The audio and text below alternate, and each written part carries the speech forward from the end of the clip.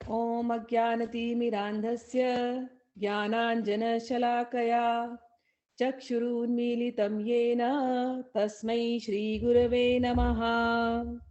श्रीचैतन्यमनोभीष्टं स्थापितं येन भूतले स्वयं रूपः कदा मह्यं ददाति स्वपदान्तिकं। वन्देऽहं श्रीगुरो श्रीयुतपदकमलं श्रीगुरून् वैष्णवांश्च श्रीरूपं साग्रजातं सहगणरघुनाथान्वितं तं साजीवं साद्वैतं सावधूतं परिजनसहितं कृष्णचैतन्यदेवं श्रीराधाकृष्णपादान् सहगणललिता श्रीविशाखान्वितंश्च। हे कृष्ण करुणा सिन्धो दीनबन्धो जगत्पते गोपेशा गोपिका कान्त राधा कान्त नमोऽस्तुते। तप्त कांचन गौरांगी राधे वृंदावनेश्वरी वृषभानुसुते देवी प्रणमामि हरिप्रिये। वाञ्छाकल्पतरुभ्यश्च कृपा सिन्धुभ्य एव च पतितानां पावनेभ्यो वैष्णवेभ्यो नमो नमः। नमो महावदन्याय कृष्ण प्रेम प्रदायते कृष्णाय कृष्ण चैतन्य नामने गौरे त्विषे नमः। श्री कृष्ण चैतन्य प्रभु नित्यानंद श्री अद्वैत गदाधर शिवासादि गौर भक्तवृंद। हरे Krishna Krishna Krishna Hare Hare Hare Ram Ram Ram Hare Hare.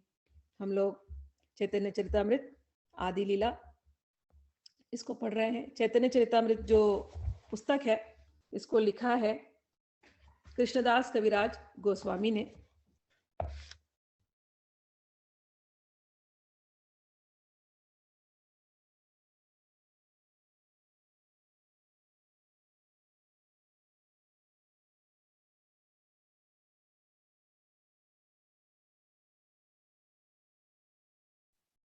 We can't hear you, दीदी। और राधा रानी की कांति इसको लिया और उनके मन में We could not तीन hear इच्छाएं you. थी भगवान के मन में।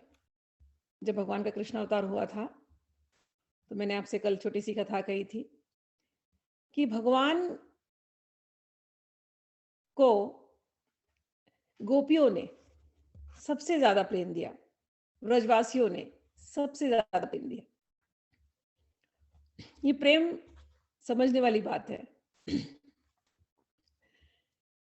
हम सब कहते हैं हम भगवान से प्रेम करते हैं, लेकिन हमारा प्रेम कैसा है? हमारे प्रेम में कहीं ना कहीं एक सेल्फिश डिजायर होती है। जगत में जो प्रेम होते हैं उसमें एक सेल्फिश डिजायर होती है। दूसरों को क्या कहूं, अपनी ही बता सकती हूं। बचपन से देवी देवता हमको बताए गए अलग अलग। शिव जी की पूजा करेंगे ना, छोटे जब थे तो बोलते थे शिव जी की पूजा करो। शिव जी की पूजा करने से लड़कियों को खास करके इंडिया में शिव जी का 16 सोमवार का व्रत रखो, अच्छा पति मिलेगा, अच्छा घर मिलेगा। देवी की पूजा करो, सारी सुख समृद्धि मिलेगी। हमको ऐसी ट्रेनिंग दी गई है बचपन से। तो बचपन से जब भी भगवान को पूजा, भगवान हम आपसे बहुत प्रेम करते हैं, लेकिन भगवान वो पूरा प्रेम करने के बाद अपनी एक विश लिस्ट हम भगवान के सामने छोड़ देते थे। भगवान हमारी ये इच्छा पूरी कर देना। और हमको सिखाया जाता था, बचपन में सिखाया गया है कि हे भगवान हमारी ये इच्छा पूरी कर दो, हम आपको इतने किलो पेड़े चढ़ाएंगे। करते थे ना। इंडिया में बॉम्बे में खास करके एक सिद्धिविनायक मंदिर है, तो वहां पर मंगलवार को इतनी भीड़ लग जाएगी। अरे लोग ना रात 1 बजे से चले जाते मंदिर की तरफ, सुबह मंदिर का दर्शन पहले करेंगे। क्यों? मंगलवार जाएंगे सिद्धि विनायक के सामने, आप अपनी इच्छा रखेंगे तो आपकी सारी इच्छा पूरी हो जाएगी। वहां पर एक बड़ा सा सिद्धि विनायक गणेश जी है, फिर गणेश जी के सामने एक मूषक है, माउस। तो लोगों की ऐसी प्रथाएं हैं, उस माउस के कान में कुछ बोल दो, तो वो माउस है ना, वो जो चूहा, वो आपकी बात गणेश जी तक ले जाएगा और आपकी इच्छा पूरी हो जाएगी। सेम चीज़ मैंने फिर शिव जी के मंदिर में देखा कि शिव जी की पूजा करो और नंदी के कान में आपके मन की इच्छाएँ बोल दो, तो आपकी इच्छा पूरी हो जाएगी। तो बचपन से जो सोसाइटी ने जो हमको ट्रेनिंग दी कि भगवान के पास जाओ, भगवान के साथ ऐसा रिलेशन रखो कि आप अपनी इच्छा बोलेंगे, भगवान आपकी इच्छा पूरी कर देंगे बस। अब सोचो, भगवान बेचारे बैठे हैं, सब लोग आ रहे हैं, भगवान हम आपसे बहुत प्रेम करते हैं, लेकिन हमारी यही इच्छा पूरी कर दो। तो रिलेशन क्या है ये भगवान का और भक्त का? भगवान केवल इच्छा पूरी करने वाले कोई बैठे हैं वहां पर। भगवान भी रुकते हैं, वेट करते हैं कि कोई ऐसा आए जो सिर्फ मुझसे प्रेम करे और किसी चीज की वो चाह ना रखते हो। भगवान ने जब कृष्ण अवतार लिया, तो कृष्ण अवतार में गोपियों ने जो उनको प्रेम दिया, चाहे राधा रानी ने जो उनको प्रेम दिया, गोपियों में भी गोपियों की जो सरताज थी, जो क्राउन थी, गोपियों ने तो प्रेम दिया ही, उनकी सरताज जो सबसे हाईएस्ट जिन्होंने प्रेम दिया, वो हमारी राधा रानी। राधा रानी साक्षात शक्ति स्वरूपा है।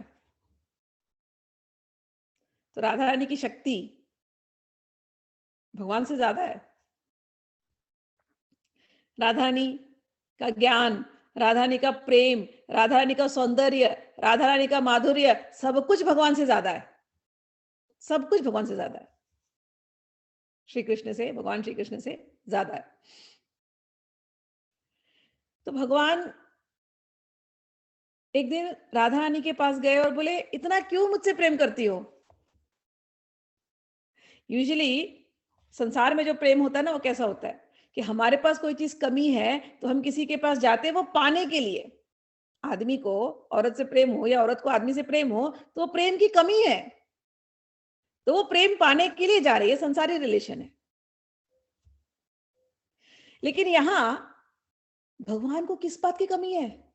देखा जाए तो भगवान तो खुद ही अपने आप में पूर्ण। और राधा रानी को किस बात की कमी है? राधा रानी के पास तो बहुत ज्यादा है भगवान से। लेकिन राधा रानी भगवान को इतना प्रेम करती है, भगवान बोलते हैं मुझसे ज्यादा सुंदर है, मुझसे ज्यादा मीठी है ये, मुझसे ज्यादा रस भरी है ये, मुझसे ज्यादा ज्ञानी है ये, मुझसे ज्यादा शक्तिशाली है ये मुझसे क्यों प्यार करती है इतना? भगवान बोले, राधे, मुझे तुम्हारा प्यार ही मुझे जानना है, मैं जानना चाहता हूं। भक्त लोग आते हैं मेरे पास, खूब मेरी स्तुतियां गाते हैं, और स्तुतियां गाने के बाद अंत में केवल अपनी कामनाएं मांगते हैं। उनको मुझसे केवल उतना ही है। पता नहीं, अगर इनको कोई बोल दे कि ये भगवान की पूजा करने से तुम्हारी कामना नहीं पूर्ण पूर्ण होने वाली, तो शायद मुझे छोड़ भी दे। होता है ना ऐसा, मैंने संसार में देखा है। बॉम्बे में गणेश उत्सव होता है, तो गणेश उत्सव इज अ बिग फेस्टिवल, बहुत बड़ा फेस्टिवल है। लोग अपने अपने घरों में गणेश जी लाते हैं,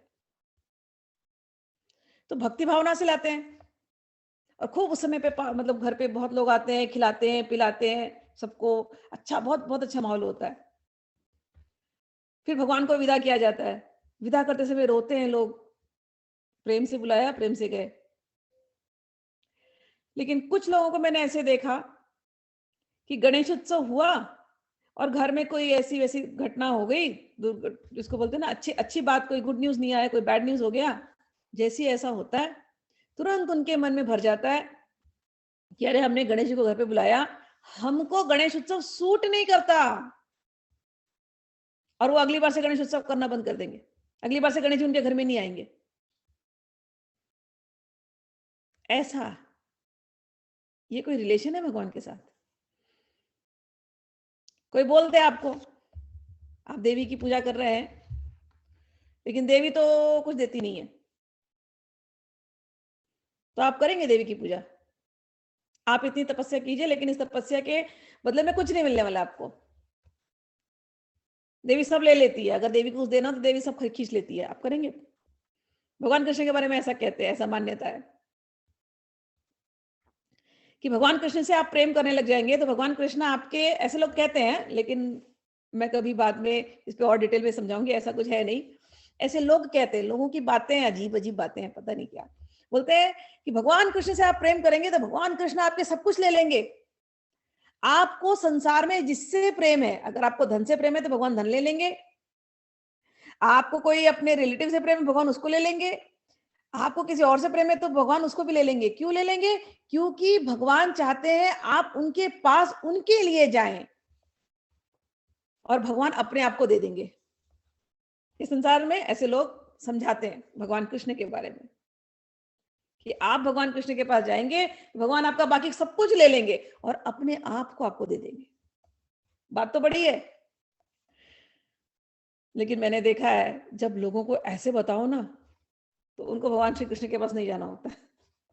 उनको ये बताओ दुर्गा देवी की पूजा करो, ललिता त्रिपुर सुंदरी की पूजा करो, काली दुर्गा तारा भुवनेश्वरी इनकी पूजा करो, तो भैया एक हाथ में आपको मुक्ति मिलेगी, एक हाथ में आपको भोग मिलेगा, एक हाथ में योग, एक हाथ में भोग।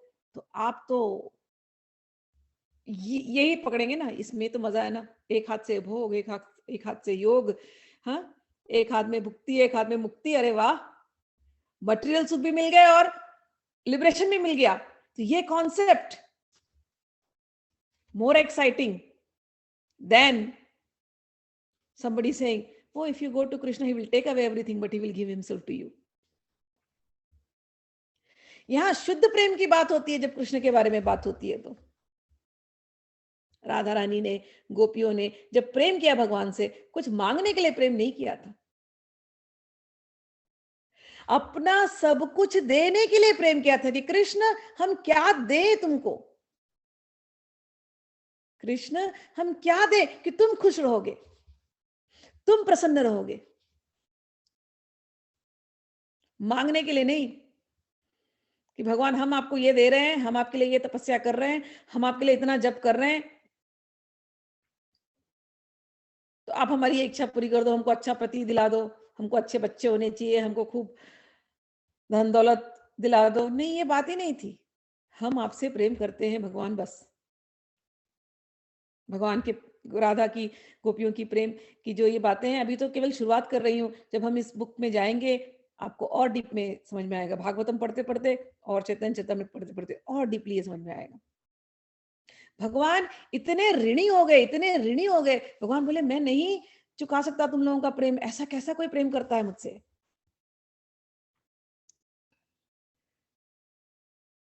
इतना कि जैसे संसार में ना, समझो आपने किसी से कर्ज लिया, समझो आपको 1 करोड़ रुपए चाहिए थे, तो आपने 10 लोगों से गए और आपने 1-1 लाख रुपए ले लिया उनसे, कर्जा लिया।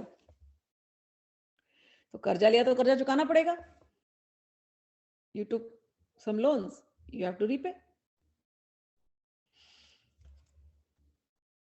तो आपके पास पैसे हैं तो आप रिपे कर पाओगे, लेकिन आप बैंकरप्ट हो गए तो आप रिपे नहीं कर पाओगे ना। आप जाके सबसे माफी मांगोगे, भैया मेरे पास है नहीं पैसा, मैं आपको दे नहीं सकता, मैंने भले आपसे लाख लाख रुपए लिए थे, लेकिन इस समय केवल 10,000 दे सकता हूँ, इतना आप लीजिए और आप भूल जाइए। बोलेंगे ना, दिवालिया हो गए जब आप बैंकरप्ट हो गए, तो आप नहीं दे सकते, आप नहीं रिटर्न कर सकते। भगवान कृष्ण की यही दशा हो गई गोपियों के प्रेम के आगे। भगवान कृष्ण को पूतना आई, आप लोगों को पता है कथा। पूतना आई, पूतना ने विष लगाया था अपने स्तन पर और स्तनपान कराया। भगवान कृष्ण बोले अच्छा जो भी है, तू मेरे पास माता के भाव से आई है, भले मुझे विष पिलाने आई है, कोई बात नहीं है, जितना विष है तेरे अंदर का मैं सब निकाल दूंगा। और भगवान ने बाल लीला की और ऐसा उसको मुक्ति दी। मर गई पूतना दूध पिलाते पिलाते, लेकिन उस पूतना को भगवान ने माता का स्थान दिया गोलोक वृंदावन में। तो जो पूतना, मैं बहुत सुंदर सुंदर कथाएं बता रही हूँ क्योंकि आप लोग सब अलग अलग बैकग्राउंड से आए हैं। आप लोग को लगता है भगवान हिसाब किताब करते हैं, ये भी एक लोगों में भ्रांति है कि कृष्ण भगवान ना हिसाब किताब करते हैं, कर्मों को देखते हैं। पूतना का कैसा कर्म था और भगवान ने क्या दिया उसको रिटर्न में? भगवान ने उसको माता का स्थान दिया रिटर्न में। भगवान ने जितने लोग मरे, कंस हो, चाहे शिशुपाल हो, चाहे रावण हो, रामचंद्र के जब अवतार में आए, जो भी भगवान को देख करके मरे, चाहे भगवान से ईर्ष्या रख करके गए,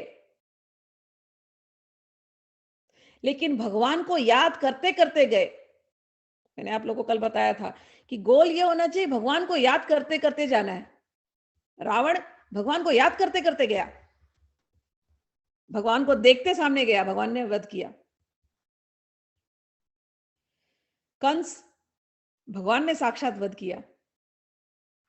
इन लोगों का जीवन, इंग्लिश में कहावत है ना, if you love me I will be in your heart, if you hate me I will be in your mind, है ना कहावत इंग्लिश में। तो कंस के तो मन में बस कृष्ण आएगा, कृष्ण कब मुझे मार देगा, उसके पहले मैं कृष्ण को मार दूं।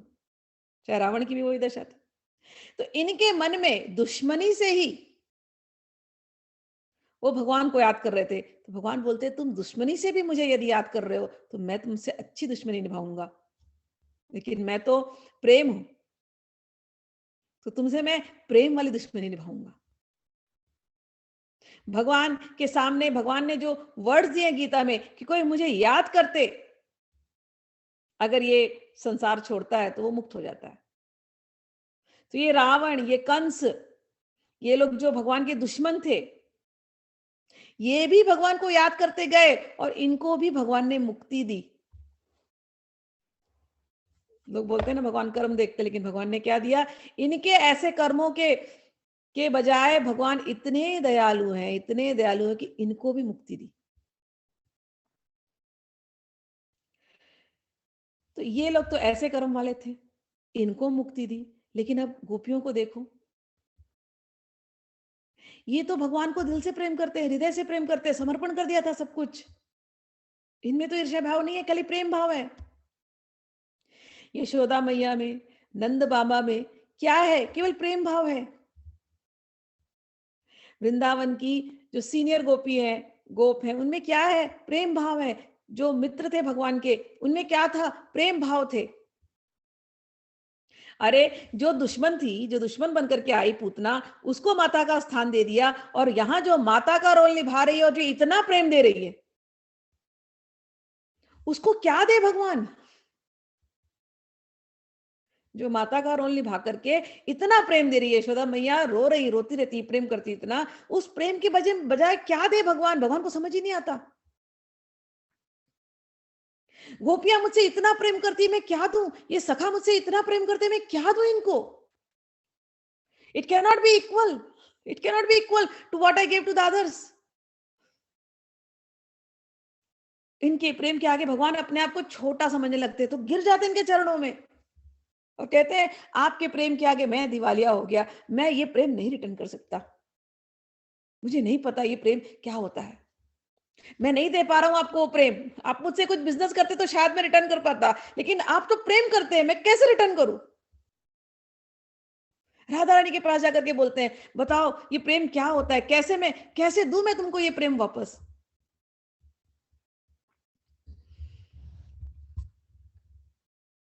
फिर उनके मन में इच्छा हुई है कि राधा क्या देखती है मुझ में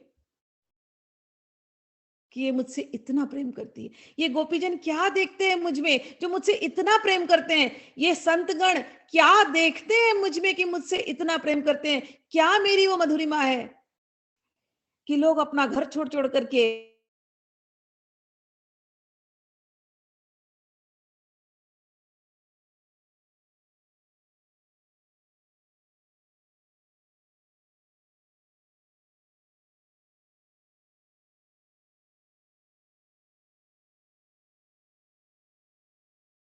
मेरा नाम सुनते-सुनते सब कुछ भूल जाते हैं। इंटरनेट कनेक्शन अनस्टेबल, फिर से कहती हूँ। तो पहली भगवान की इच्छा हुई कि राधा का प्रेम क्या है, मेरे को जानना है, मुझे जानना है। दूसरा, मुझ में ऐसी क्या बात है? कौन-सा मेरा ऐसा गुण है? कौन-सी मेरी ऐसी मधुरिमा है, जो राधा को अच्छी लगती है, और राधा ही नहीं, सारी गोपियों को अच्छी लगती है, सारे सखाओं को अच्छी लगती है, सारे भक्तों को अच्छी लगती है कि मेरा नाम जपते-जपते, मेरा नाम लेते-लेते वो इतने आकर्षित हो जाते हैं मेरे रूप की तरफ, मेरे गुणों की तरफ, कि वो संसार छोड़ने को तैयार हो जाते हैं। ये क्या है? ये मुझे जानना है। और जितना मैं राधा को देखता हूँ, भगवान कहते हैं, वैसे तो मैं पूर्ण हूँ, लेकिन जब मैं अपनी राधा को देखता हूँ, इसके प्रेम को देखता हूँ, मुझे मुझे वो सैटिस्फैक्शन ही नहीं मिलती, जबकि मैं पूर्ण हूँ। लेकिन इसके प्रेम के आगे मुझे अपूर्णता महसूस होती है। होता है ना? व्हेन यू लव समबडी, संसार में देखते हैं, संसार में भी देखते हैं, जब हम ह्यूमन रिलेशनशिप में भी देखते हैं। कई बार हम किसी से प्रेम करते हैं, तो हमें लगता है हमको प्रेम करना नहीं आता, हम नहीं प्रेम करते इतना, इतना कर ही नहीं सकते जितना वो कर रहे हैं हमको, या वो हमको दे रहे हैं केयर। ऐसा होता है प्यार में। प्यार की ये स्थिति है, हम कितना भी कर लें, हमें लगता है हम बहुत कम कर रहे हैं, हम कर ही नहीं पा रहे। तो भगवान को भी ऐसी फीलिंग आने लगती है जब वो राधा रानी को देखते हैं। ऐसा प्यार, निष्काम प्यार। तो भगवान को वो जानना है। तो 3 कारण, एक कि राधा का प्रेम कैसा है, दूसरा मुझ में ऐसा क्या गुण है जिसके प्रति सब लोग आकर्षित हैं, तीसरा कि राधा को देख-देख करके मेरे प्रेम का आनंद, मेरे प्रेम में इतनी बढ़ोतरी होती है और मुझे कभी भी वो सैटिस्फैक्शन फील नहीं होता। तो ये क्या चीज़ है, मुझे ये एक्सपीरियंस करना है। तो वो एक्सपीरियंस करने के लिए जब राधा रानी के पास जाते, बोलते मैं कैसे एक्सपीरियंस करूँगा? मैं तुम्हारा फॉर्म लेकर के आऊँगा। मैं तुम्हारे जैसा, तुम्हारा दिल है ना राधा रानी, ऐसे कहते हैं, राधा रानी तुम्हारा दिल मुझे दे दो। राधा बोलती हैं, कृष्ण, मेरा दिल मैं तुमको दे दूँ, लेकिन इस दिल में केवल एक ही चीज़ चलती है। ये दिल केवल एक ही चीज़ से धड़कता है। वो केवल एक ही चीज़ बोलता है, हाँ कृष्ण, कृष्ण, कृष्ण, कृष्ण, कृष्ण। ये दिल की धड़कन बोलती है। और कभी-कभी जब ये दिल कृष्ण, कृष्ण, कृष्ण, कृष्ण धड़कता है, तो वो प्रेम मेरे अंदर ऐसे मेरे पूरे शरीर में चलने लगता है कि मेरे रोंगटे खड़े हो जाते हैं। मेरे मुझे अश्रुधारा, मुझे आँसू बहने लगते हैं और मैं अपनी सुध-बुध खो कर के कई बार मैं बेहोश हो जाती हूँ। ये शरीर आपके प्रेम को कई बार धारण नहीं कर पाता। ऐसे इस प्रेम में ये खो जाता है कि शरीर की सुध-बुध मैं खो बैठती हूँ। हे कृष्ण, मैं अपना दिल तुमको दे तो दूँ, लेकिन मेरे दिल के इस प्रेम को तुम कैसे सँभालोगे? तुम्हारे शरीर को इसकी आदत नहीं है इस प्रेम की। तो मैं एक काम करूँगी, जब तुम आओगे ना दोबारा गौर रूप में, तब मैं अपने शरीर की कांति से तुमको ओढ़ लूँगी। तो तुम्हारे अंदर दिल भी मेरा होगा और तुम हाँ कृष्ण, हाँ कृष्ण, हाँ कृष्ण, जो मेरा दिल धड़क-धड़क के एक ही चीज़ कहता है, हाँ कृष्ण, कृष्ण, हाँ कृष्ण, कृष्ण, हाँ कृष्ण, कृष्ण। वही धड़कन तुम्हारे दिल में होगी गौर अवतार में। और ये जो मेरा शरीर, इसकी इसका जो रंग है, इससे मैं तुम्हें ओढ़ लूँगी, क्योंकि तुम इसको झेल पाओ, उस प्रेम को तुम झेल पाओ। इस भाव से राधा रानी ने उनको कहा कि तुम जब आओगे गौर अवतार में, मैं तुम्हारे साथ ऐसे रहूँगी।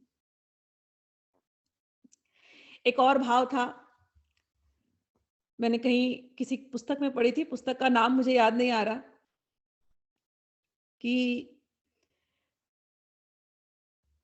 भगवान ने जब व्रज छोड़ा मथुरा जाने के लिए, कंस वध के लिए, तो उस समय सारी गोपियां रोने लगी, राधा रानी रोने लगी। छोड़ ही नहीं सकती थी वो भगवान को। कौन छोड़ेगा? सोचो ना, भगवान आपके सामने है। हाँ, भगवान आपके साथ उठ रहे हैं, बैठ रहे हैं, खा रहे हैं, पी रहे हैं, हंस रहे हैं, मजाक कर रहे हैं। क्या गुण होगा भगवान का? नाम ही गुण। कृष्ण यानी आकर्षण। कृष्ण यानी आकर्षण, अट्रैक्शन। तो साक्षात अट्रैक्शन की मूर्ति आपके बीच में है, बात करती है, बोल रही है, चलते हैं फिरते हैं, आपके साथ आकर के लीलाएं करते हैं, माखन मांगते हैं, खाते हैं, खेलते हैं, छेड़ते हैं। सबको उनसे प्रेम था। होगा ही ना, भगवान बीच में है तो प्रेम होना ही है ना। तो जब ये भगवान निकल रहे थे मथुरा की तरफ, तो गोपियां रोने लगी। तो भगवान ने प्रॉमिस किया, शाम का समय था, भगवान ने प्रॉमिस किया, मत रो, मैं आने वाला हूं, रो क्यों रहे हो तुम लोग, मैं आऊंगा, जल्दी आऊंगा। और भगवान वहां से निकल गए और भगवान वहां से फिर वापस, लीला में तो ऐसी है कि नहीं आए, लेकिन वो आते रहते थे, वो अलग बात है। लेकिन आए नहीं, एक लंबा अंतराल उनके बीच में हुआ। 100 साल का एक गैप हुआ, 100 साल का एक विरह हुई राधा और कृष्ण में और गोपियों में। और ये लोग 100 साल के बाद कुरुक्षेत्र में मिले। लेकिन उस समय शाम था, शाम का वक्त था। तो भगवान जब वहां से निकल रहे थे, शाम का वक्त था, राधा रानी उसी इंतजार में कि अब ये आएंगे। रात बीत गई और राधा रानी उसी भाव में खोई थी, नेत्र बंद करके। शाम का समय था, सिंदूरी रंग था आकाश का। तो राधा रानी ने वो सिंदूरी रंग देखा और नेत्र बंद कर लिए कि मैं नहीं देख सकती कृष्ण को जाते हुए। नेत्र बंद कर लिए, नेत्र बंद कर लिए, और कृष्ण के केवल वो शब्द कि मैं आऊंगा, बस उसी पर, उसी में वो खो गई कि मैं आऊंगा। और नेत्र बंद हो गए। शाम को सिंदूरी आकाश था और उस भाव में वो समाधि में चली गई। और जब समाधि में गई तो सुबह चिड़ियों की आवाज से उनकी नेत्र खुले। और उस समय पर सुबह हुआ था, अरुणोदय था। तो अरुणोदय का भी रंग वही था जो शाम के डूबते हुए सूरज का था। तो आकाश में वही गेरुआ रंग जो शाम को था। राधा रानी ने आंख नेत्र खोले और पता चला, अरे ये तो सूर्यास्त से सूर्योदय हो गए और भगवान नहीं आए।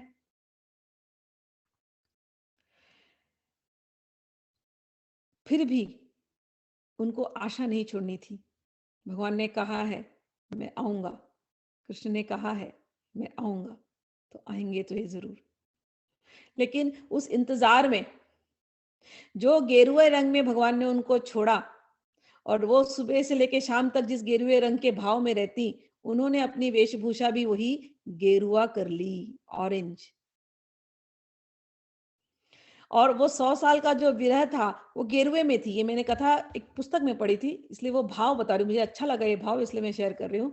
वो गेरुआ लेकर के ही वो अपना जीवन उन्होंने बाद में बिताया, भगवान कृष्ण के स्मरण में, भगवान कृष्ण के भाव में, भगवान कृष्ण के प्रेम में। उन्हें फिर और कोई चीज में उनका मन जाता ही नहीं, संसार के किसी क्रियाकलाप में वो मन रहता ही नहीं, वो तो कृष्ण में थी पूरी। भगवान मथुरा, फिर वहां से द्वारका, और कोई वृंदावन से जब आता तो राधा रानी की दशा भगवान को बताता कि उन्होंने गेरुआ पहन लिया आग के विरह में। भगवान से रहा नहीं गया। भगवान को वो प्रेम जो राधा मुझसे करती है, राधा ने मेरे लिए गेरुआ पहन लिया, मैं भी ये गेरुआ ओढ़ूंगा। जैसा प्रेम विरह में वो मुझे कर रही है, वो विरह वाला प्रेम क्या है ये मुझे जानना है। ऐसा कोई मुझसे प्रेम कैसे कर सकता है कि मेरे लिए सब कुछ छोड़ दिया, उसने सब कुछ त्याग दिया।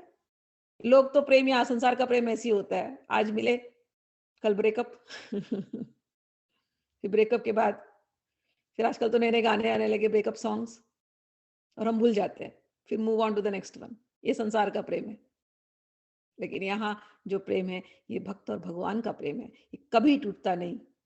भगवान नहीं आएंगे तो हम संसार की तरफ नहीं जाएंगे। भगवान के अतिरिक्त और कुछ है ही नहीं। हम विरह में प्राण त्याग देंगे। गोपियों की भी यही दशा थी। जब हम भागवत पढ़ रहे हैं, श्रीमद् भागवतम, कपिलोपाख्यान आएगा करते करते जब हम 10वें स्कंद में जाएंगे, 10th कैंटो, तब जाकर के ये गोपियों का प्रेम क्या था, ये राधा रानी का प्रेम क्या था, ये पूरी तरह से प्रकट होगा और आपको समझ में आएगा। तो राधा रानी ने जो गेरुआ पहना, भगवान ने कहा जब मैं गौर अवतार में आऊंगा तो मैं भी गेरुआ पहन लूंगा। और भगवान चैतन्य महाप्रभु आए, 48 ईयर्स रहे। पहले के 18 साल आदि लीला में आएंगे, फिर 6 साल बीच का उनका मध्य लीला का है, और बाद के 24 साल उनकी अंत लीला। ये इस पुस्तक में, ये जो चैतन्य चरितामृत बुक है, ये 3 खंड में बटी हुई है, तीन लीलाओं में, 3 पास टाइम्स। तो फर्स्ट 18 ईयर्स उनकी आदि लीला, हम जब पढ़ेंगे तो समझ में आएगी आप लोगों को, बिगिनिंग ईयर्स। फिर मध्य में उन्होंने जो भी लीलाएं की, उन्होंने 24 साल की उम्र में उन्होंने संन्यास ग्रहण किया, और संन्यास ग्रहण करने के बाद वो हमेशा उसी राधा भाव में, जो राधा रानी को विरह था, क्योंकि दिल तो राधा रानी का था, तो उसी विरह में वो रहते। कभी भी जब हम भगवान कृष्ण का दर्शन करें तो वो राधा रानी के साथ ही रहते हैं। लोग संसार में इस प्रेम को समझ नहीं पाते। लोगों को लगता है बस संसारी, जैसे संसार में लोग प्रेम करते हैं ऐसा प्रेम है। ऐसा प्रेम नहीं था भाई। राधा रानी साक्षात श्री कृष्ण की आत्मा है। आत्मा तु तस्य राधिका। भगवान कृष्ण का एक नाम है आत्मा राम, जो अपनी आत्मा में रमण करते हैं, who delights in his own soul. And who is that soul? That soul is Radha. Radha और कृष्ण अलग नहीं है, एक ही हैं, दो रूपों में बढ़ गए। शिव और शक्ति जैसे एक ही हैं, एक फीमेल एनर्जी, एक मेल एनर्जी। तो राधा और कृष्ण अलग नहीं है, ये कोई ऑर्डिनरी लोग नहीं है। साक्षात भगवान श्री कृष्ण, उनकी आत्मा है श्रीमती राधा। वो तो लीला करने के लिए अलग हुए, क्योंकि अगर मैंने आप लोगों को बताया भगवान लीला क्यों करते हैं। भगवान लीला हम जैसे लोगों के लिए करते हैं, हम प्रेम को समझ पाए, भगवान को कैसे प्रेम करना है, कैसे भगवान को धारण करना है, कैसे भगवान के सामने आत्म निवेदन करना है, कैसे सीखेंगे हम ये। तो भगवान खुद ही और उनकी शक्ति श्रीमती राधा खुद ही प्रकट होती हैं और फिर हमको सिखा करके जाते हैं। हम लोग जो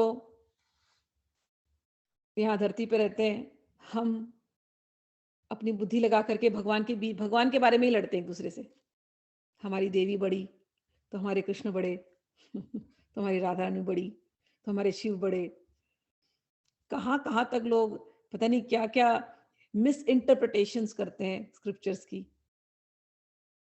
बट लेकिन आप ऊपर की तरफ जाएंगे, जब स्पिरिचुअल वर्ल्ड में जब जाते हैं और जब हम अपने अलग अलग पुराण पढ़ते हैं, स्पिरिचुअल वर्ल्ड में जाने के बाद आपको रियलाइजेशन होता है कि भगवान के केवल अलग अलग फॉर्म है। यस, उनके अलग अलग धाम भी हैं, लेकिन उनमें आपस में कोई झगड़ा नहीं है। कोई देवी के भक्त हैं तो वो बोलेंगे हमको वैष्णव पंथ में नहीं जाना। अरे आप जानते हैं देवी कौन है? देवी योग माया है, भगवान की बहन है। तो आप भगवान की बहन से प्यार करेंगे तो भगवान आपसे प्यार नहीं करेंगे? करेंगे ना? और आप भगवान से प्यार करेंगे तो क्या भगवान की बहन आपसे प्यार नहीं करेगी? और आप भगवान की बहन से प्यार करें और भगवान को रिस्पेक्ट ना दे तो भगवान की बहन क्या करेगी? यू से you love Devi but you don't want to hear or listen about her brother, क्योंकि उस राज में, understand, we are not living in the worldly things, हम स्पिरिचुअल बातें कर रहे हैं।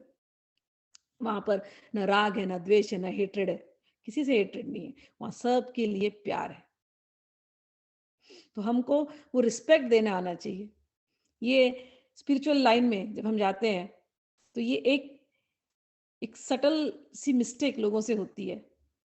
ये टॉपिक मैं इसलिए ले रही हूँ, बहुत इंपॉर्टेंट टॉपिक है, क्योंकि ये गलती मुझसे भी हुई है। तो मैं उसको एड्रेस करना चाहती हूँ। जब तक मैं अपने महाराज जी से नहीं मिली, राजेंद्र जी के पास नहीं गई, मैंने उनसे अपने प्रश्नों को नहीं रखा, और जब तक उन्होंने समाधान नहीं दिया, मेरे मन में भी कई बार ये सारी बातें आती थी कि देवी बड़ी, कि शिव बड़े, कि विष्णु बड़े। और जब आप ये वैष्णव भक्तों के पास जाओ तो वो तो और भी बोलेंगे, गोलोक धाम सबसे ऊपर है, देवी का धाम सबसे नीचे है। क्या क्या बोलते हैं। लेकिन ऐसा कुछ नहीं है स्पिरिचुअल वर्ल्ड में। ऐसा कुछ भी नहीं है स्पिरिचुअल वर्ल्ड में।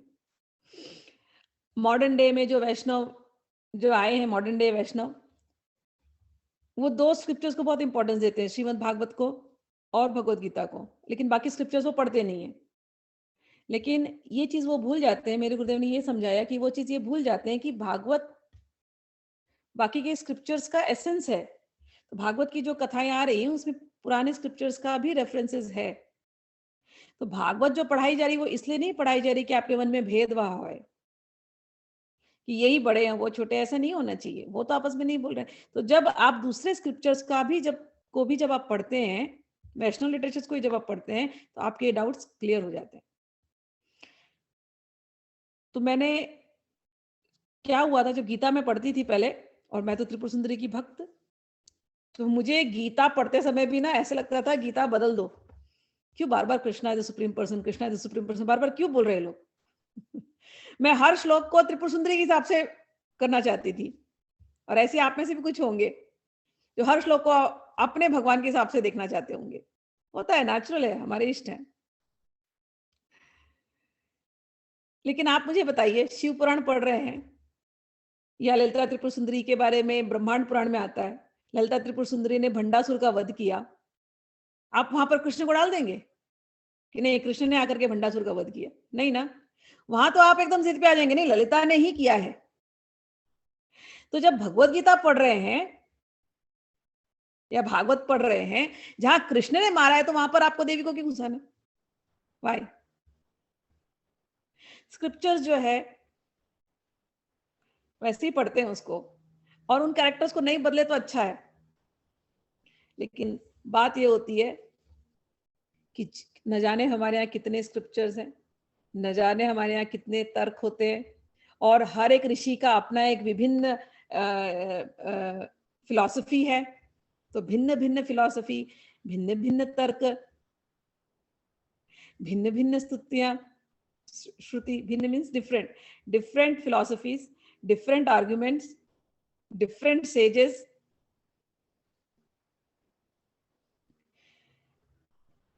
तो ये सारे डिफरेंसेस में how to get the real knowledge, how to get the real knowledge. मैं हमेशा एक ही श्लोक कहती हूँ, महाजनो येन गतः सपंथः। जिस रास्ते महाजन चले, जिस रास्ते महाजन चले, the great ones, the great souls, उस रास्ते को फॉलो करो। संत महात्मा के पास जाओ, उनके पास बैठो, उनके पास बैठने से तुमको वो पूरा ज्ञान मिल जाएगा जो तुम्हारी मुक्ति के लिए आवश्यक है। एक संत हुए थे पद्मनाभाचार्य। तो पद्मनाभाचार्य काशी में, पहले के जमाने में डिबेट्स का बड़ा फैशन था, डिबेट्स करते थे सब। किसी को अगर अपने आप को स्थापित करना है एज ए स्पिरिचुअल लीडर और अ स्पिरिचुअल पर्सन, उसको डिबेट करना पड़ता था, डिबेट करके दूसरे को हराना पड़ता था। और एक बार हार गए दूसरे पंडित, तो ये जो जिसने डिबेट किया वो जीत गया, तो वो जो करना चाहे उसको लोग एक्सेप्ट कर लेते थे। तो शंकराचार्य के बारे में ऐसी था, शंकराचार्य ने सबको डिबेट में हराया था, शंकराचार्य की थ्योरी को एक्सेप्ट की गई। तो पद्मनाभाचार्य उस समय जाते थे काशी के पंडितों को हराने के लिए। तो उनका एक बड़ा स्टाइल था, अगर पंडित हार गया तो पंडित की सारी पोथियां ले लेते थे, बांध लेते थे, और पंडित को बोलते थे चलो मेरे साथ। तो काशी पूरे चलते गए, वो सारे पंडितों को हराते गए, सारे पंडितों को बुक्स लेते गए, और सब पंडित की अभी टोली इनके पीछे चल रही है, और ये एकदम स्मार्ट स्कॉलर, ऐसा इनका नाम फैल गया। हम लोगों ने सोचा इनको अब कैसे हराया जाए, ये तो सही नहीं हो रहा है, पंडितों को बड़ा हराए जा रहे हैं। क्या किया जाए? तो लोगों ने सोचा इनको कबीर जी के पास भेज दो, संत कबीर। तो पद्मनाभाचार्य को कबीर जी के पास भेजा गया। कबीर जी के पास गए, शास्त्रार्थ करा जाए। कबीर जी बोले, शास्त्रार्थ? वो क्या होता है? तो ये बोले पद्मनाभाचार्य, आपको शास्त्रार्थ नहीं पता? अरे! आप हमसे कुछ प्रश्न कीजिए, मैं आपको उत्तर दूँगा। आप जीत गए, तो मैं आपके सामने हार मान लूँगा। आप हार गए, तो आज जैसे सारे पंडित मेरे पीछे लगे हैं ना, ऐसे आपको मेरे साथ चलना पड़ेगा। तो कबीर जी बोले, लेकिन मेरे पास कोई प्रश्न ही नहीं है पूछने के लिए। जो तत्वदर्शी है, कबीर ने तो तत्व का दर्शन कर लिया था। जो ज्ञानी है, उसके पास क्या प्रश्न रहेगा? प्रश्न तो उसके पास है ना जिसने तत्व दर्शन नहीं किया, जिसने तत्व नहीं समझा, जिसने एसेंस ऑफ द स्क्रिप्चर्स नहीं समझा, उसको क्वेश्चंस है ना। कबीर को क्या क्वेश्चन? कबीर बोलते हैं, मेरे पास कोई प्रश्न ही नहीं है। आपके पास है तो कुछ कीजिए। आप ही समझा दीजिए, मेरे पास तो कोई प्रश्न नहीं है। तो पद्मनाभाचार्य बोले, अरे कुछ तो होगा, सोचो, सोचो, सोच के पूछो। तो कबीर जी बोले, अच्छा एक बात बताइए आप। एक एक दोहा बोला कबीर जी ने, पढ़ के समझे या समझ के पढ़े, अहो कहो द्विजराय। पढ़ के समझे या समझ के पढ़े, अहो कहो द्विजराय। सुन कबीर की वाणी को, पंडित गयो चकराय। कबीर जी ने कहा कि हे द्विजराज, हे द्विजराज यानी किंग ऑफ पंडित्स, हे king of pandits. Kabir ji पूछ रहे हैं उनको कि आप एक बात बताइए, मैं तो समझ गया कि आपने बहुत पढ़ाई करी है, लेकिन आपने पढ़ कर के समझा, लिसन टू दिस, हाँ, आपने पढ़ कर के समझा या समझ करके पढ़ा? क्या पूछा? वर्ड्स, कबीर है, कबीर कबीर के दो है ना, थोड़े से अच्छे होते हैं, बड़े बड़े एकदम सटीक मारते हैं, वो सरकास्टिक भी होते हैं और बहुत अच्छे पूछते हैं। कहते हैं, आपने पढ़ करके समझा या समझ करके पढ़ा? बस आप मुझे इतना बता दीजिए बस। पंडित एकदम चकरा गए। बोले, इतना गुड़ दोहा, इतना गुड़ दोहा? कबीर ने पूछा, कबीर तो ये तो कोई ऑर्डनरी नहीं है, ऐसे तो उल्टा प्रश्न मुझसे कभी किसी ने किया ही नहीं कि आपने पढ़ करके समझा या समझ करके पढ़ा, ये हमको दो बताए। अब पद्मनाभाचार्य ने उनके सामने ह्यूमिलिटी के साथ नमस्कार किया, कहा, आपने जो प्रश्न किया, मैं आपके सामने झूठ नहीं कहूंगा, मैं समझ गया आप क्या हैं। सत्य बात तो ये है, ना मैंने पढ़कर समझा, ना मैंने पढ़कर समझा, ना मैंने समझ कर पढ़ा। क्योंकि यदि मैंने पढ़कर समझा होता, तो मैं भजन में लग गया होता। क्या कहा? अगर मैंने रीड किया होता बुक सारे ढंग से और मैंने उनको समझ लिया होता, तो मैं भजन में लग गया होता। और अगर मैं समझ करके पढ़ता, bye knowing all the concepts, फिर मैं बुक पढ़ता, तो भी तो मैं भजन में लगता। लेकिन हे कबीर जी, मैंने पढ़ाई की और जो भी समझदारी मैंने ली, वो केवल मान और प्रतिष्ठा के लिए ली, मैंने अपने भजन के लिए नहीं करी। समझ में आई? तो हम हजारों बुक्स पढ़ते हैं, क्यों पढ़ते हैं? क्वेश्चन होना चाहिए, why am I reading this? Am I understanding or not? Or have I understood and that's why I am referring to the books? This thing we have to note it. तो जब पंडित ने कहा कबीर से कि नहीं, ना मैंने पढ़कर समझा, ना मैंने समझकर पढ़ा, क्योंकि दोनों केसेस में मेरे को भजन करना चाहिए था, मैं भजन तो कर ही नहीं रहा हूं, मैं तो खाली डिबेट कर रहा हूं अपनी मान प्रतिष्ठा बढ़ाई करने के लिए। तो मैं मेरी समझ में आ गया बात। तो कबीरदास कहते हैं फिर तो आपसे भला तो मैं हूँ, क्योंकि मैं तो कभी कोई स्कूल गया ही नहीं। कबीरदास की तो कहानी आप लोग को पता है। मैं तो जुलाहा थे, बोले मैं तो कोई स्कूल गया नहीं, मैंने तो कुछ पढ़ा ही नहीं। हाँ, लेकिन मेरे गुरुदेव श्री रामानंदाचार्य ने मुझे केवल एक मंत्र दिया, राम। बस उस मंत्र में मैं ऐसा खो गया कि उस मंत्र ने मुझे जो ज्ञान देना था, जो तत्व दर्शन देने थे, सब उस मंत्र राम ने मुझे दे दिया, वो भी मेरे गुरुदेव की कृपा से। ये कहानी मैं आपको बता रही हूँ क्योंकि इतनी इंपॉर्टेंट कहानी है। बहुत किताबें हम पढ़ते हैं, बहुत फिलॉसफीज हमने पढ़ी, लेकिन जो गुरु के चरण में बैठ करके जो बात समझ में आती है, वो इतनी किताबें पढ़ करके नहीं आती है। इसीलिए हमारे यहाँ लिविंग गुरु के लिए इतना इंपॉर्टेंस है। और कभी मिल गया कोई लिविंग गुरु जो आपके डाउट्स को क्लियर कर दे, तो आप बहुत किस्मत वाले हैं, वेरी फॉर्चुनेट। तो जब मैं यात्रा बता रही हूँ कि भगवत गीता पढ़ती थी, तो मुझे लगता था कि नहीं, कृष्ण नहीं, त्रिपुर सुंदरी के बारे में ही कहो, आप वही महान है।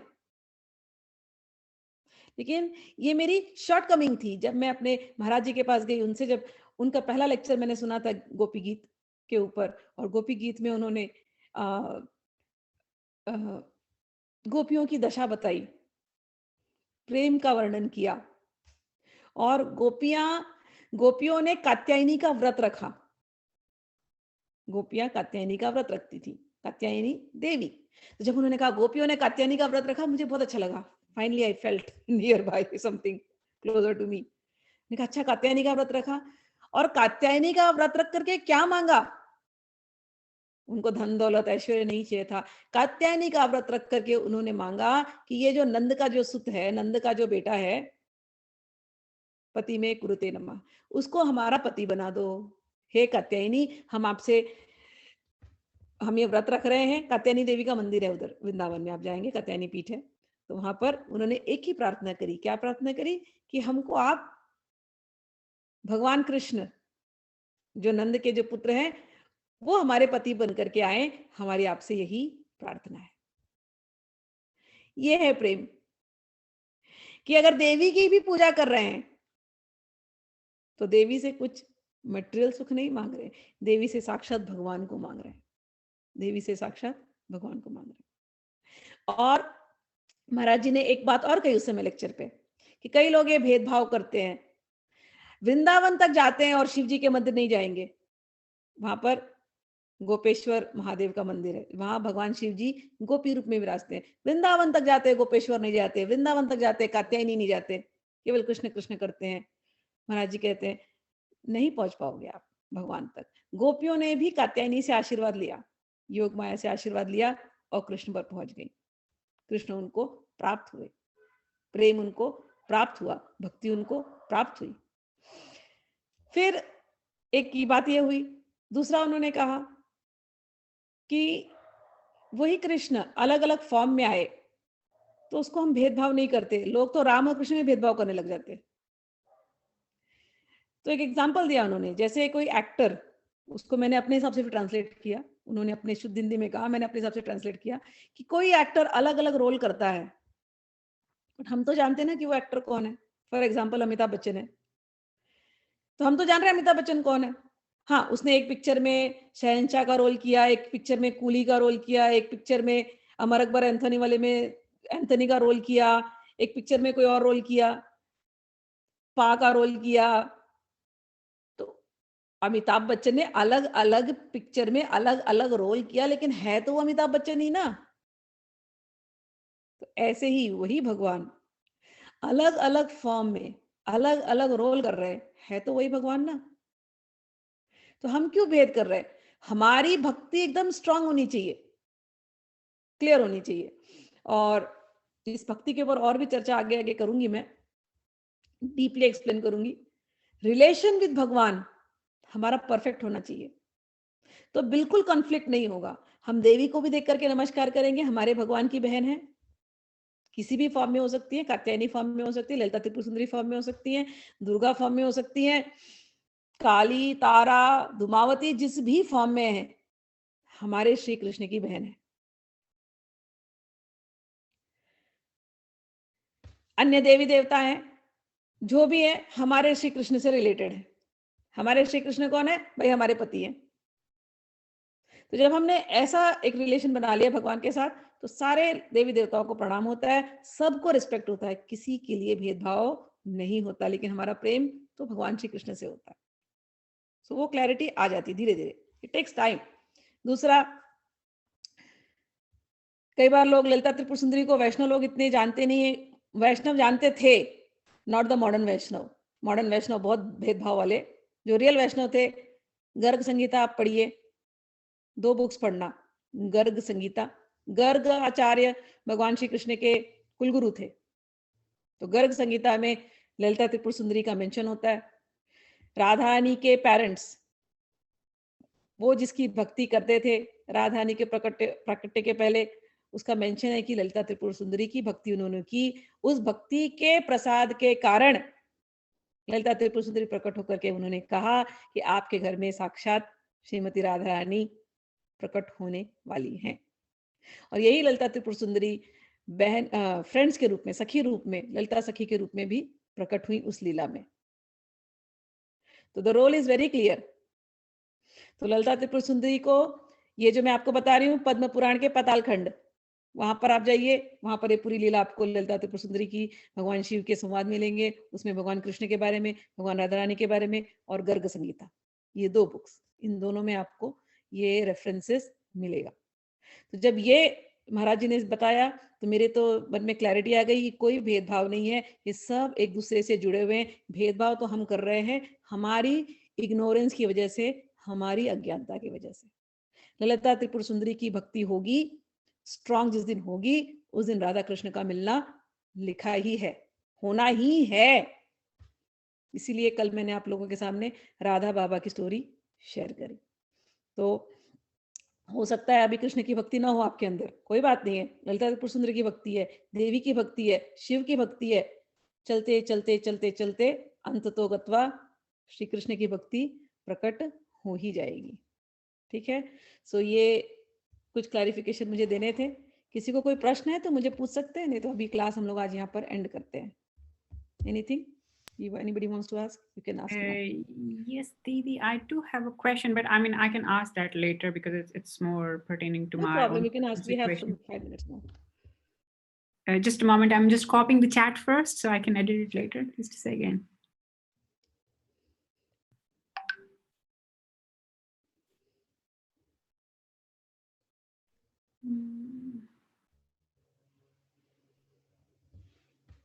It's a long chat today. It's taking a bit of a time. Traversing all the way to the top. It's almost done. Just a second.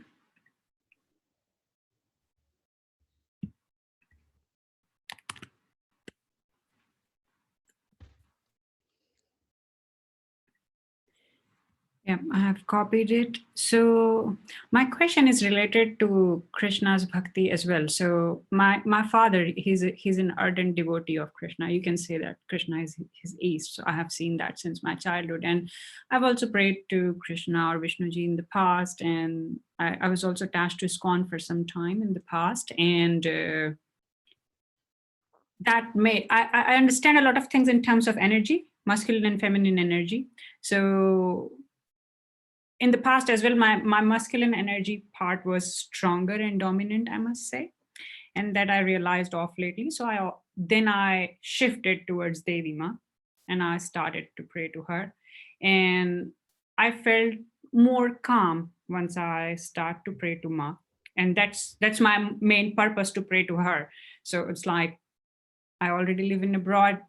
I had enough materialistically, I must say. So it's like, okay, I do pray to her, like I want this, I want that, but my main purpose was to get her love or to somehow compensate the missing feminine energy. And something I'm noticing here, So when I started Bhagavad, right, I was not intending to attend Bhagavad because I wanted to learn Tantra, and I'm really close to Ma Kali and Ma Tripura Sundari, who's my East. So I was not planning to attend it, but when you mentioned that people who want to learn Sri Vidya must attend Bhagavad, so I attended it. But then after attending it for 3 days, I can then again see my masculine energy surfacing up. So for example, I would get angry, or even the kind of events I'm attracting, they are like trying to bring negative masculine aspect, for example, irritating me or making me angry or stuff like that. However, when I'm praying to Devi, I feel much more calm and I'm not experiencing the same. So do you have any thoughts on that? Because when this is happening, it definitely discourages me. I mean, I love Krishna, and I would even share an experience with you all that because of family rituals, we don't pray to male gods when we are menstruating, right? We don't pray to them when we have periods. And it was Purnima, I think, and I wanted to prepare kheer, and then I'm thinking, how am I gonna offer something to Narayan, because Narayan is a male god, I cannot offer anything. And then it clicked to me, maybe Guruji gave to me or Narayan himself, you can remember Mohini Devi and offer kheer to her, right? So that tells me that he loves me more than I love him, right? So much is his love that even if I can't pray to the male form, he's coming and telling me, pray to me in Mohini form, right? And so I feel that love. But then when I'm seeing that whenever I'm going to him or praying to him in male form, it's bringing up my negative masculine aspects, and then it discourages me to go away. So my problem is like, I'm not disrespecting him, or I'm not saying that he's going to take away, but it's like, it's just bringing up certain aspects that really bothers me. And because I'm still in materialistic world, right? I'm like, I've just finished my education and I have a job, and then it completely changes the whole scene, and it actually interrupts a lot of day-to-day activities. So what is your take on that? My take is, since your natural heart is wanting to always remember Lalita Tripura Sundari, you must always remember Lalita Tripura Sundari. But at the same time, keep hearing the Bhagavad. The reason I have told people to hear the Bhagavad, especially Kapilopakhyan, is for understanding the tattva, the essence. Without understanding that, if you directly jump into Sri Vidya, as a teacher, it becomes difficult for me also to explain to people, and they also don't understand, because Bhagavad is very easy. So there are many things. Bhagavad is very easy to understand, okay? But Sri Vidya is much more complex. Sri Vidya. Because what people think about Sri Vidya is, oh, just Lalita Tripura Sundari, her stories, her mantra, and then offering something, some ritual. Most people understand Sri Vidya like that, but it is not that. There is deeper essence in Sri Vidya. And Sri Vidya is much, much more complex than anything. Why does it become complex? Because people do not know the basic fundamentals. Because people do not read the Bhagavad Gita. Because people do not, they think this is something else. But I'm telling you, every guru in India, whoever, they have all read the Bhagavatam and they've all read the Bhagavad Gita. Bhagavad Gita has to be read by everyone. There is no, you will not find a guru who has done the Sri Vidya and who does not know Bhagavad Gita. Okay, I mean, so that thing has to be there. So for understanding Sri Vidya completely, one must read these two books, because once your fundamentals is clear, then you can go higher and higher. Now come to male and female energy. If you feel your heart says, no, I want to worship Lalita Tripura Sundari, you must continue that worship. And whereas when we start developing this love for Krishna, obviously the female energy Radharani is going to come in picture. And you will see the connection of Radha and Tripura Sundari very soon. Okay. Maybe so then I should remember Radharani more strongly then, right? That might help. Yes. So, and there are, what happens in this path of bhakti, till now, Lalita Tripura Sundari is like a mother figure. Yeah. Okay. So as I told you, always we think God is something big, God is something, mother figure. But here in bhakti, things change. The concept itself is different. So when we are worshipping Lalita Tripura Sundari or Lord Shiva, always our picture is he is the father, she is the mother. This is the picture we have grown up with. When we come to bhakti, God becomes bhakti marg, okay, bhakti path, God becomes subordinate. I'll explain you. So there are 5 ways in which you can have relationship with God now. The first way is called Shant Rasa. Shant means neutral. God is there, I am there. God is energy, I am energy. He is Paramatma, I am Atma. He is Brahma, he is Parabrahma, I am Brahma. Like that. So neutral. Then comes the second one. That the devotee feels, I want to serve him. So he becomes the master, I become the servant. Like Hanuman. Hanuman was the master, Ram was the master, and he was a servant, Akrur. Okay, and Krishna. Now here also God is, in this two bhava, God is higher. Now comes an even higher relationship, which is the third point, where God becomes your friend. It is called Sakha. So Krishna has become a Sakha. Sakha means just like my friend, how we sit with friends, we talk, we have fun, we chit chat, we tease each other, we pull each other's leg. Krishna becomes that. When we read the Bhagavad Gita, that is why the Bhagavad Gita is so important. When we read the Bhagavad Gita, in chapter 11, Bhagavan Krishna shows him his universal form. To Arjun, right? To Arjun. And then Arjun sees that form and then he starts trembling. He says, Bhagavan, I am sorry, I didn't know you are this. And I always thought you are just my friend, and I might have spoken something with you. I have slept with you. I have had fun with you. And, like a friend, I must have sometimes not spoken rightly to you. I must have mistreated you. I'm so sorry, Krishna. Again and again, it's very beautiful when you see that thing between Arjun and Krishna. Arjun starts saying, Krishna, sorry, Krishna. And first he says, I am your Shishya.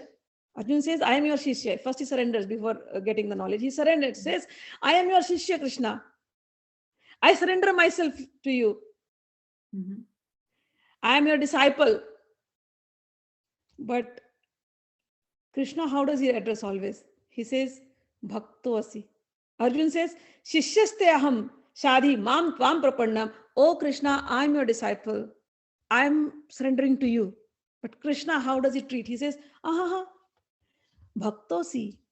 You are my devotee. You are my dear devotee. Bhaktosi me sakha cheti. You are my sakha. You are my friend.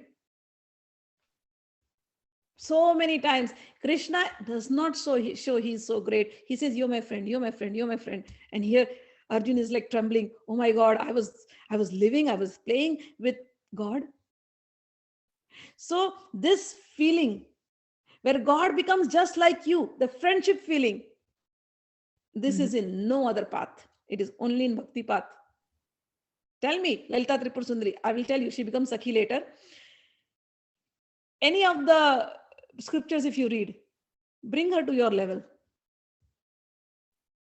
I read Lalita Sahasranama every day after watching your video. I started in December, and but she's still the mother. She's still the mother. Yeah, she's still the mother, but she does play many forms, I would say. Yeah, I'll explain you now. So here in friendly form, it's different.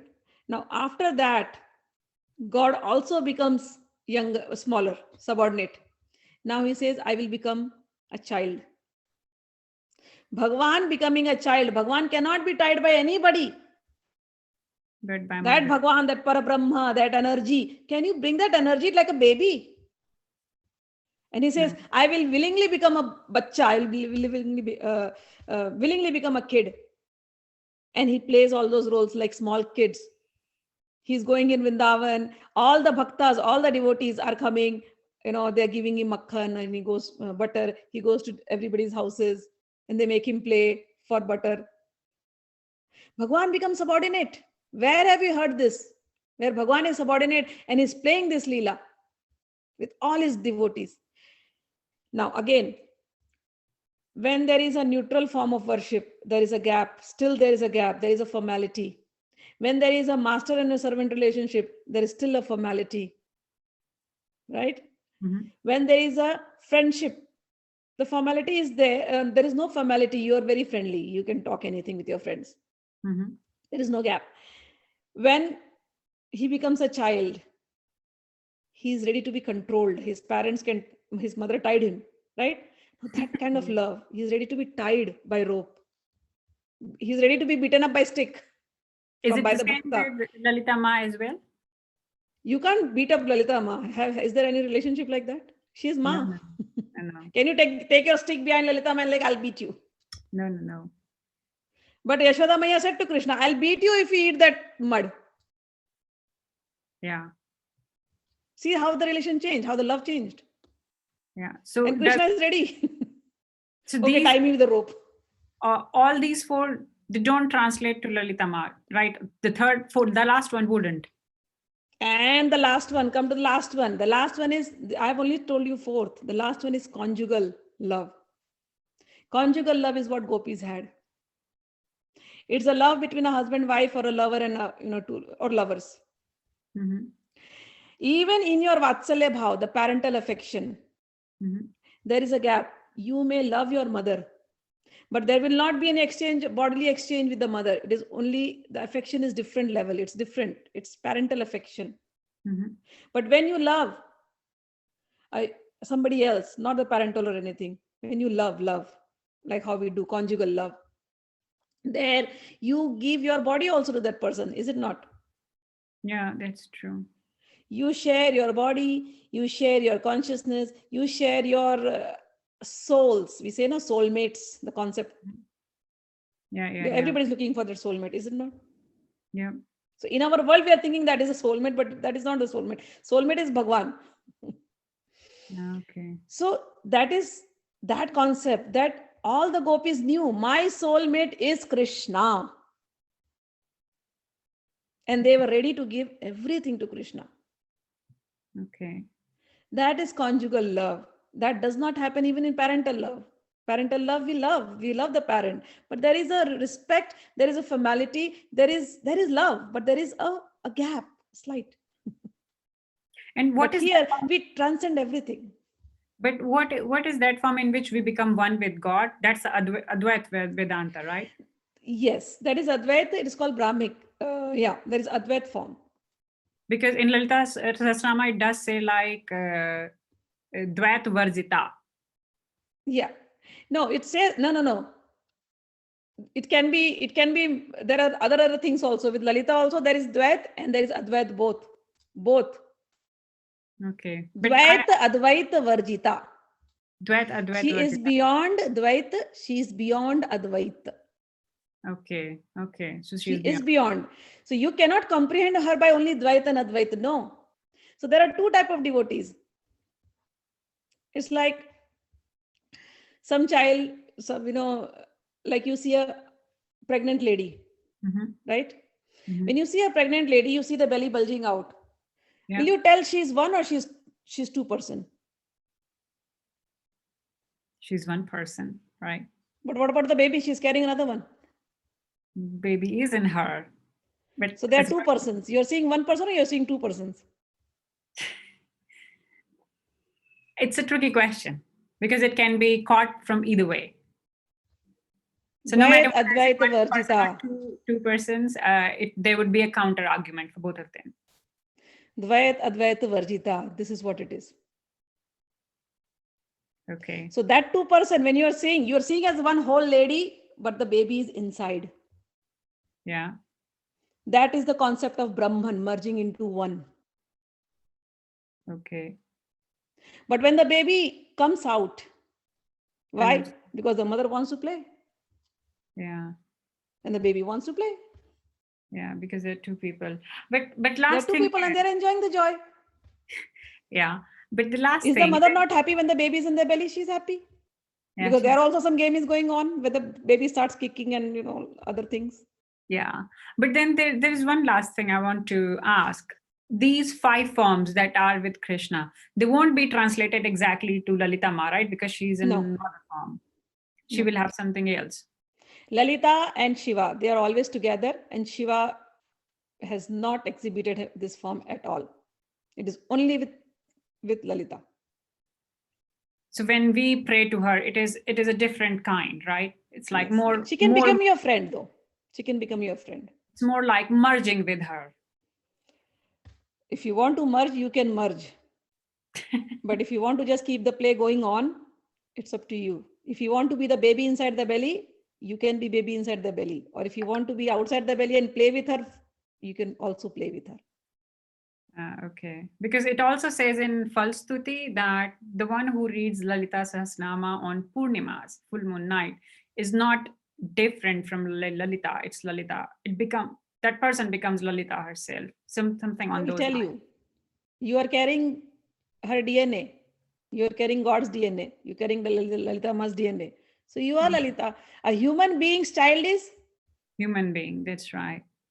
So Lalita's child is Lalita. Bala, isn't it Bala? Bala. Bala means baby. Yeah. Bala means baby. Bala. Bal is for male. Bala is for female. Yeah, Bala Tripura Sundari. Yeah. Okay. Yeah, So that that's was all. very useful. Thank you very Okay. much. Yeah. All right.